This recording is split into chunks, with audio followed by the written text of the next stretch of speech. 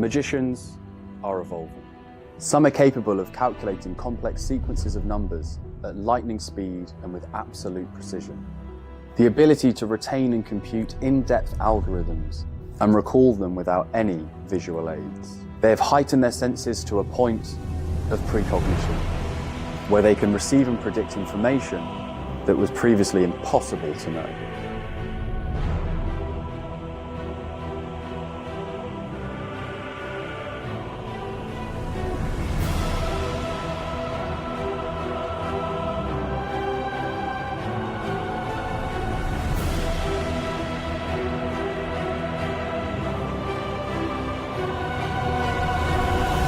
There are two choices: join the evolution or be left. Outnumbered.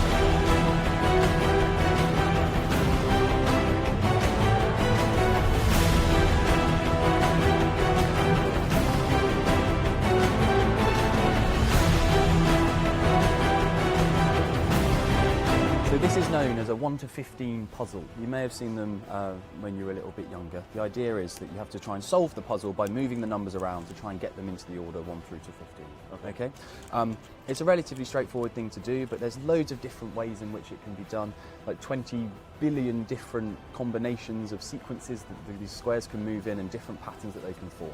So very difficult to get it right by accident, something that you really do need to think about. Okay. I'm going to get you to give that a little mix up for me, if you will, just make sure that all the bits slide around. And while you're doing that, Matt, I'm just going to write a little prediction on this card, okay? We're going to come back to this slightly later on. I'm just going to watch you as you do it. This is going to help me form my prediction. Okay, yeah, I think that makes sense. Okay, and I'm going to leave this down just underneath the pen. Then when you're happy that it's all mixed up, and you're happy that there's nothing sort of like funny or untoward, you can run your finger along the numbers. You can see that there's no way that you can, there's no kind of like braille or anything sticky on them. No way you can know. Okay. Now the idea is, Matt, I'm going to turn this upside down in a second. Okay. When I turn it upside down, I'm going to start to move it around as well. I'm going to start to move some of the numbers. Okay. Now, while I'm doing this, what I want you to do as well, to ensure that there's no way that anything can be seen on the back, I want you to hold your hand over the top. I'm going to move it around. And we're going to move some more here, 3 this way, 4 that way, 6, 2, okay, 1 more, and I think that's done. Yeah, okay. I'm going to take the number 16, I'm going to put this back in the corner so that things don't move around, nothing gets stuck. You can take your hand away. And we should see, oh, I got that in slightly the wrong way. Okay.